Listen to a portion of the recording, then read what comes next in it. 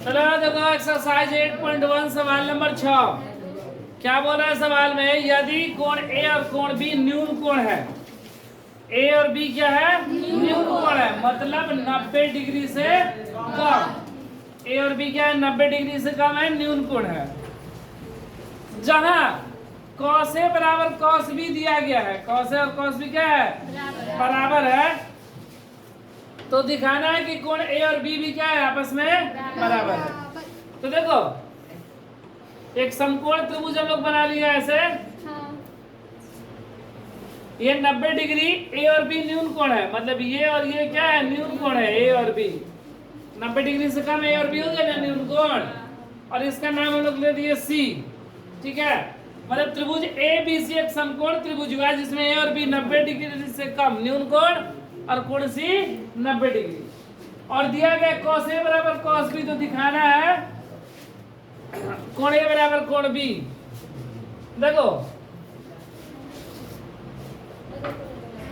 त्रिभुज A B C एक समकोण है, एक समकोण है जिसमें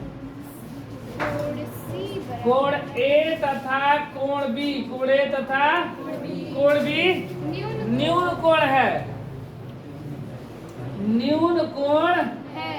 न्यून कोण है। और कोण सी बराबर 90 डिग्री तथा कोण सी बराबर 90 डिग्री। कोण सी का मान कितना दिया गया है, 90 डिग्री दिया गया है। हमें क्या दिया गया, और साथ में हमें दिया गया है कॉस ए बराबर कॉस बी। ये कहां से दिया है, सवाल में ही दे दिया गया है, ठीक है। तो हमको सिद्ध करना है कि एंगल ए बराबर एंगल बी। तो कॉस थीटा बराबर क्या होता है सूत्र, आधार बटा में कर्ण। तो देखो ए के लिए ये एंगल ए है ना, इसके लिए ये सामने क्या हो जाएगा, लंब। और सबसे बड़ी भुजा ये तो मेरा कर्ण दिया गया है, लेकिन cos थीटा बराबर आधार बटा में कर्ण होता है, तो आधार मेरा क्या हो जाएगा, AC, बटा में कर्ण cos B। इसके लिए ये तो लंब हो गया ना, आधार मेरा क्या हुआ, BC, बटा में कर्ण AB, ठीक है। अब देखो AB कैंसिल, तो AC बराबर BC। अब देखो AC और BC दो भुजा आपस में बराबर हो गए।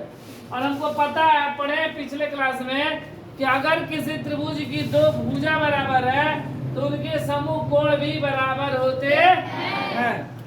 तो यहाँ पर लिखेंगे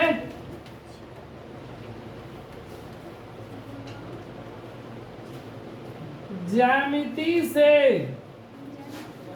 हम जानते हैं कि किसी त्रिभुज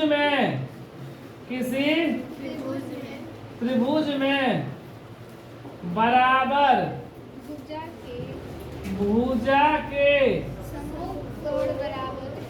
सम्मुख कोण बराबर होते हैं, ठीक है। तो अगर मेरा भुजा बराबर है AC बराबर है BC के, ये जब दोनों भुजा बराबर है तो दोनों कोण भी बराबर होगा। कोण A बराबर कोण B होगा, सिद्ध हुआ, सिद्ध